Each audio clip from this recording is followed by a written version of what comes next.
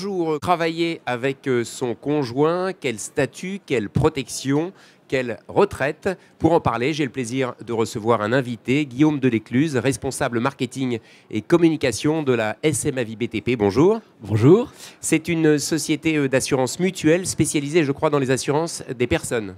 Tout à fait. Donc nous sommes effectivement un membre du groupe SMA BTP, qui historiquement est un groupe mutuel professionnel, donc spécialisé dans le bâtiment, et qui comporte en fait deux entités, la SMA BTP, d'une part qui gère donc les risques d'entreprise, et la SMA Vie, qui gère les assurances de personnes. Alors pourquoi vous intéressez-vous de près aux conjoints, aux conjointes? Alors, en fait, notre spécialité, c'est de rencontrer des entrepreneurs, des petites entreprises, et on se rend compte sur le terrain que ces entrepreneurs travaillent très souvent avec leurs conjoints. Donc, on le voit, je dirais, dans notre action quotidienne. Ensuite, nous sommes quand même une mutuelle d'assurance, et donc notre travail, c'est d'estimer les mesures à mettre en place pour assurer la protection globale d'un entrepreneur. Et donc dans cette protection, il y a bien sûr la protection des biens, mais aussi la protection des personnes, des salariés, et donc très naturellement du conjoint. Et parfois, on ne se préoccupe pas assez de la protection de ce conjoint. Tout à fait. Les entrepreneurs, et en particulier ceux du bâtiment, sont sans cesse sur le terrain, dans le feu de l'action. Et donc, le conjoint, parfois, dans l'entreprise, travaille, aide, fait le back-office, comme on dit, de l'entreprise, la gestion au quotidien. Et tant qu'on est dans le feu de l'action, parfois, effectivement, on oublie de se préoccuper de ces sujets-là. Et ce n'est pas du tout une bonne chose. Alors, il y a un certain nombre de questions que le conjoint doit se poser. Quelles sont ces questions tout d'abord? Tout à fait. Alors, il y a 4 questions essentielles. Donc, la première question, c'est quel rôle, en tant que conjoint ou en tant que conjointe, je veux jouer dans l'entreprise? Est-ce que je veux participer à la gestion? Est-ce que j'accepte, par exemple, un lien de subordination avec mon conjoint? Est-ce que je vais faire un apport personnel dans l'entreprise? Et si l'entreprise a des soucis, qu'est-ce que je ferai ensuite? Donc voilà, quel va être mon rôle? Donc ça, c'est une première question, savoir ce que l'on veut faire finalement dans l'entreprise. C'est important et ça pose aussi, c'est vrai, de vraies questions, à savoir est-ce qu'on veut être le subordonné, par exemple, de son mari, de sa femme? Ce sont des vraies questions. Et c'est une question très importante parce qu'après, il faut tenir sur la durée. Et on va voir ça. En fait, je vous donnerai une petite anecdote là-dessus. Donc, une fois qu'on s'est posé ces questions-là, la deuxième question à se poser, et elle est très importante puisque non, c'est une obligation, c'est quel statut adopter. Alors, il existe 3 statuts possibles pour un conjoint. Il y a un statut qui s'appelle donc le statut de conjoint collaborateur, qui est un statut en fait qui en quelque sorte est un statut, je dirais, économique, c'est-à-dire qu'il n'y a pas de rémunération, il y a une participation à la gestion quotidienne de l'entreprise, et ce statut donne un niveau de protection relativement minimum en matière de santé et de maternité. On est affilié automatiquement au régime indépendant. Par contre, pour les autres risques, il va falloir cotiser. Donc ça, c'est le premier statut. Je dirais que c'est quelque part le plus simple. On pense toujours à ce statut en premier. D'accord. Il est également possible d'être conjoint salarié. Alors, conjoint salarié, ça signifie en fait qu'on a un vrai contrat de travail, qu'on a un lien de subordination avec son conjoint et qu'on ne participe pas à la gestion de l'entreprise. Et là, je vais illustrer un peu le propos. On a eu effectivement rencontré une entreprise où le conjoint avait choisi ce statut de salarié, mais les affaires se faisant, participer de plus en plus au management, à la gestion de l'entreprise, à la direction, prenait des décisions. Donc une place plus importante. Avec la procuration sur les comptes.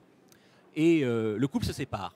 Divorce, comme ça arrive, et à ce moment-là, eh bien, le conjoint salarié va être quelque part licencié, va perdre son emploi, mais il ne pourra pas prétendre aux allocations chômage parce qu'il se sera, entre guillemets, immiscé dans la gestion d'entreprise. Donc, il faut être extrêmement vigilant sur ses choix. Ça a des conséquences plus profondes, plus lointaines qu'on imagine. Qu'on imagine. Le troisième statut, c'est le statut de conjoint associé. Là, on va faire un apport en numéraire, en industrie, et ce statut, en fait, est à géométrie variable. Parce que si on est simple conjoint associé, on n'a aucun droit en termes de protection. On est simplement associé, en quelque sorte, on ne participe pas. Mais on peut être conjoint associé et salarié. On peut être conjoint associé et gérant minoritaire. Donc on voit que cette question de statut est assez complexe. Donc il faut clairement s'intéresser à ce sujet. Absolument. De même qu'il faut s'intéresser à son régime matrimonial, là aussi. Tout à fait. C'est le troisième sujet qu'il faut bien regarder.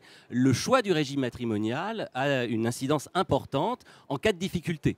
En cas de divorce, en cas de décès, lorsque la communauté est liquidée, eh bien, l'entreprise, effectivement, va faire partie ou non de cette communauté en fonction qu'on ait un régime de communauté ou un régime de séparation, qu'elle ait été créée après ou avant le mariage.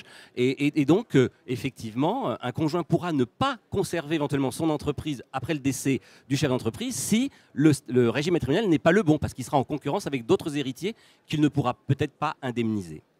Donc Voilà. il faut être très vigilant et ne pas hésiter dès le début à essayer ou en cours, on va le voir ensuite, à se poser des vraies questions sur les moments durs, un décès, de l'invalidité, des choses comme ça, longue maladie.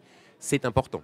Absolument. Quand on est dans le feu de l'action, qu'on crée une entreprise, qu'on le vit au quotidien, on ne se pose pas ces questions-là. Mm. Nous, notre rôle, c'est finalement d'attirer l'attention sur ce qui peut se passer dans ces moments difficiles. Et notamment, Anticiper, alerter. tout à fait. Et là, il y a vraiment deux sujets à bien anticiper. C'est la pérennité de l'entreprise. Quand on est conjoint et qu'on travaille dans l'entreprise, on s'investit. Et donc, à partir de là, on a peut-être envie de continuer cette activité, même s'il y a une difficulté grave. Et donc, la pérennité de l'entreprise, que se passera-t-il effectivement si mon conjoint disparaît? Et puis, ma propre protection en tant que conjoint, ma retraite, ma santé, ma maternité, la protection en cas d'invalidité, comment moi, je dois me couvrir par rapport donc, à mon statut et à l'activité que j'ai. Alors justement, vous intervenez pour réfléchir, pour conseiller ces conjoints, quel que soit le statut qu'ils vont choisir, pour les éclairer dans ce domaine-là. Alors tout à fait. Donc, comme notre rôle est vraiment de rencontrer au quotidien des chefs d'entreprise, comme de par, je dirais, notre histoire, nous sommes dirigés par des entrepreneurs, nous sommes vraiment très vigilants sur la protection effectivement donc des entrepreneurs. Et donc, qu'est-ce que nous faisons? Alors, nous avons d'abord un réseau de conseillers spécialisés.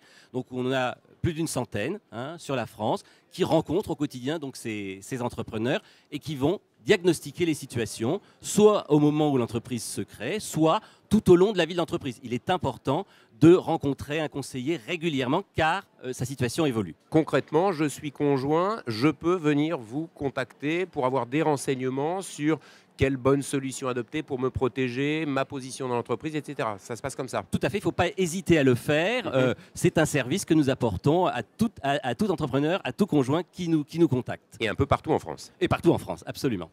Vous éditez aussi des guides, il y a un site internet, qu'est-ce qu'on y trouve? Alors, en fait, nous avons donc développé effectivement un site tout à fait spécialisé sur la problématique donc, du conjoint, qui s'appelle donc elsassure.fr, www.elsassure.fr, donc au féminin, puisque on voit quand même que dans nos métiers, souvent, les conjoints sont des conjointes qui donc sont derrière leur conjoint qui lui est sur le terrain. Et donc elles vont effectivement se connecter à ce site et trouver sur ce site tout un tas d'informations selon leur statut, quel statut choisir, quelle protection mettre en œuvre. Donc c'est un site qui est alimenté régulièrement avec donc des contenus sur ce sujet-là.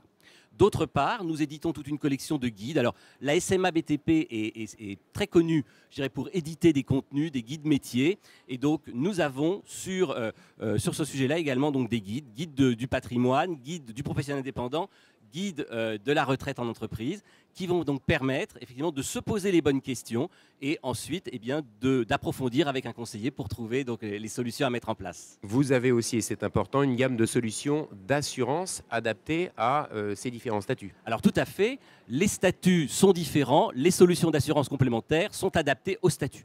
Donc, notamment, la fiscalité n'est pas la même. Lorsque je suis indépendant, je bénéficie d'un régime fiscal spécifique, dit Madelin.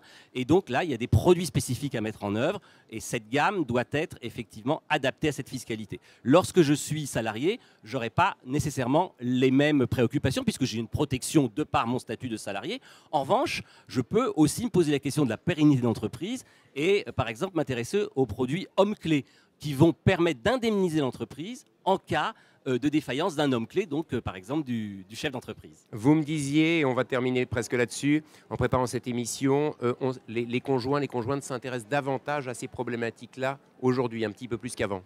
Oui, parce que effectivement la crise est là, c'est plus compliqué, les gens se sentent un petit peu en difficulté, en danger, et donc c'est vrai que ça amène à se poser des questions de l'avenir, plus que du présent en quelque sorte. Et donc oui, aujourd'hui, on a beaucoup plus de demandes sur ces sujets-là.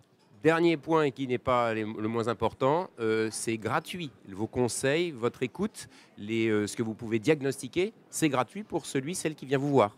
Alors c'est totalement gratuit, il suffit de prendre contact soit à travers notre site, soit de nous appeler. Tous les coordonnées de nos conseillers sont sur le site et on recevra avec plaisir tous les entrepreneurs qui se posent des questions donc sur leur protection. Guillaume Delécluse, je vous remercie. Merci à vous.